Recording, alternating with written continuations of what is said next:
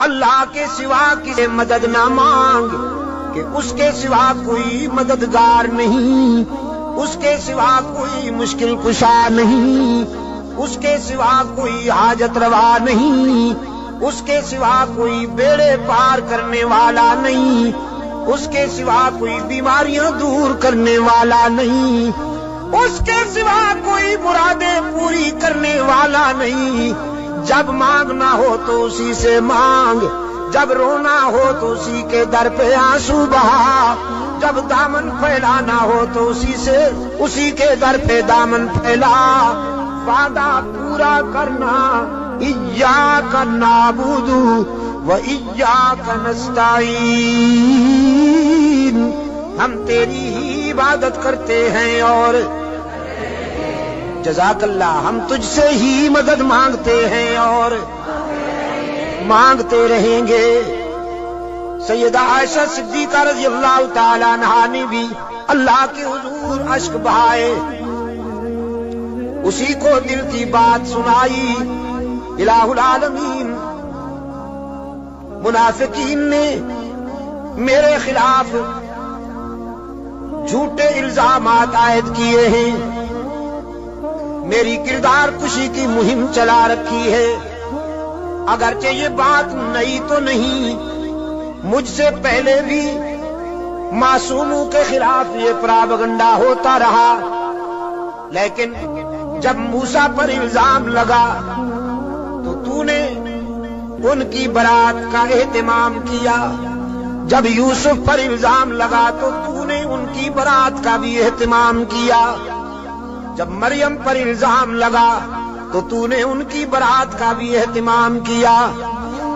میرے معبود، آج تیرے محبوب کی عائشہ اشک بار آئی ہے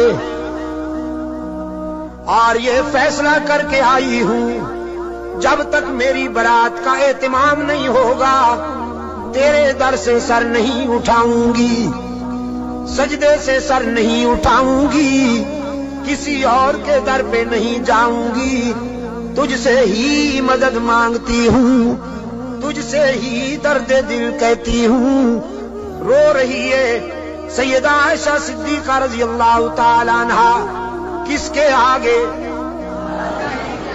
اسی کے آگے رویا کرو، اسی کے آگے اشک بہایا کرو، اسی کے حضور دامن پھیلایا کرو، ساری امیدیں اسی سے وابستہ کیا کرو کہ اس کے سوا دامن بھرنے والا کوئی نہیں، دامن خالی کرنے والے بہت، بھرنے والا کون؟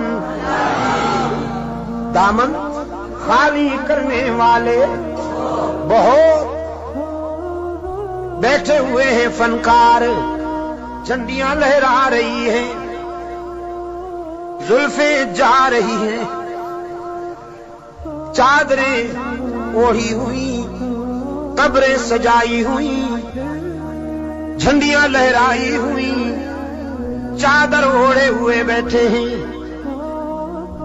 جیسے آسمان سے اتری ہوئی چیز ہو،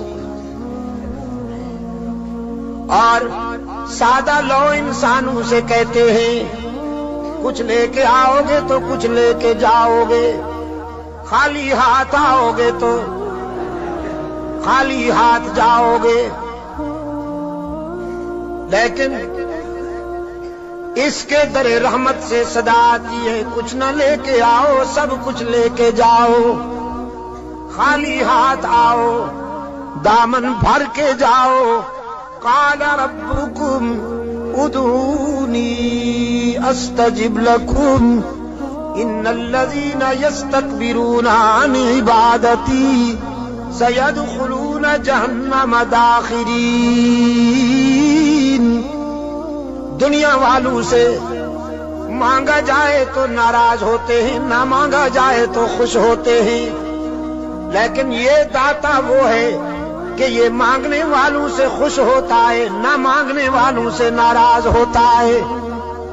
ان الذین یستکبرون عن عبادتی، یہاں مفسرین نے لکھا ہے عبادتی سے مراد ہے جو مجھے پکارنے میں گریز کرتے ہیں، کیونکہ پکارنا عبادت ہے، پکارنا پیرا مدد کر، شرک کی تس کی تس شرک کی تس، کیونکہ پکار عبادت ہے، پکار قال ربكم ادعوني استجب لكم، تمہارا رب کہتا ہے مجھے پکارا کرو میں تمہاری دعاؤں کو قبول کرنے والا ہوں، ادعونی استجب لکم، مجھے پکارا کرو میں تمہاری دعاؤں کو قبول کرنے والا ہوں، ادعونی ان الذین یستکبرون عن عبادتی،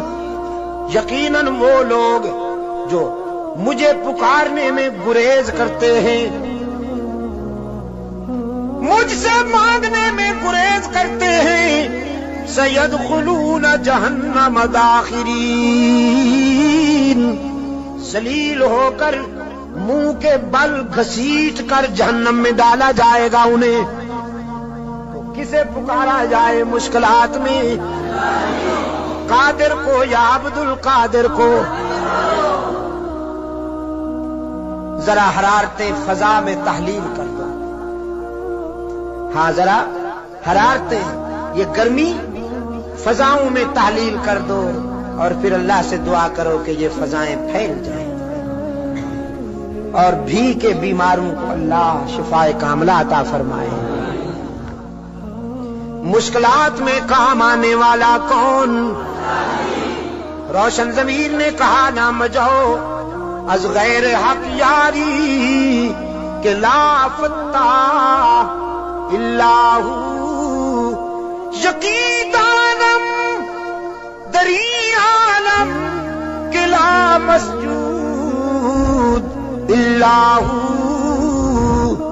ولا معبود فی الکونین لا موجود اللہ، کوئی مانے یا نہ مانے لیکن میرا تو ایمان ہے کہ اس کے سوا پوری کائنات میں کوئی مسجود نہیں، اس کے سوا پوری کائنات میں کوئی مسجود، نبی مسجود، رسول مسجود، تو پھر کاما والی سرکار کیسے مسجود ہو گئی؟ سبحان اللہ۔ قرآن کریم میں جگہ جگہ پر فکر انسانی کو متوجہ کیا گیا ہے کہ نیاز مندیاں، اپنی جبین کی نیاز مندیاں اللہ کے لیے وقف کرنی ہوں گی۔ فرمایا لعن اللہ الیہود والنصارى، اللہ کے رسول صلی اللہ علیہ وسلم نے فرمایا یہودیوں پر، نصرانیوں پر اللہ کی لعنت۔ کیوں؟ اتخذوا قبور انبیائہم مساجدا، کہ انہوں نے نبیوں کی قبروں کو سجدہ گاہ بنا دیا۔ نبی کی شان زیادہ ہوتی ہے یا ولی کی؟ نبی کی شان زیادہ ہے نا ولی سے۔ جو نبیوں کی قبروں کا سجدہ کرے ان پر تو اللہ کے رسول نے لعنت بھیجی ہے، اور جو ولیوں کی قبروں کو سجدہ گاہ بنا لے ان پر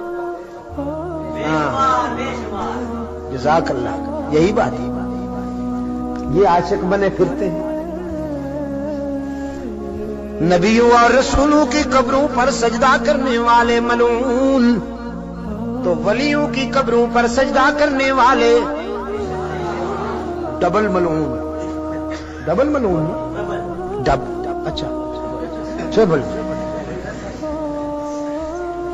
انسانی جبین کی عاجزیوں کے لیے حقیقی مسجود کون؟ ہر جگہ موجود کون؟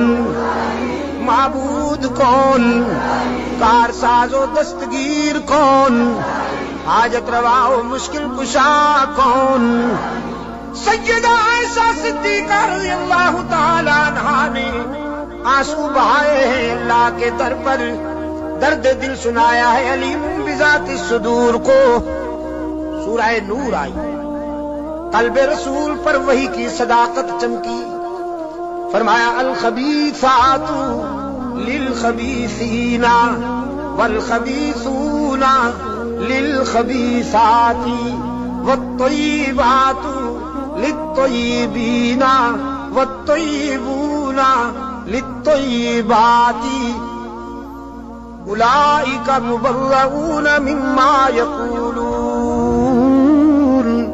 لهم مغفرۃ ورزق کریم.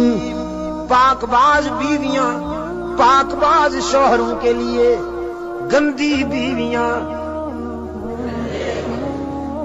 گندے شوہروں کے لیے، پاک باز شوہر پاک باز بیویوں کے لیے، گندے شوہر گندی بیویوں کے لیے قرآن ہے.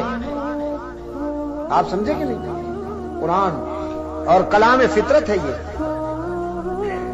اگر اپنی بیوی کو پاک دامن رکھنا چاہتے ہو تو خود بھی پاک دامن رہا کرو،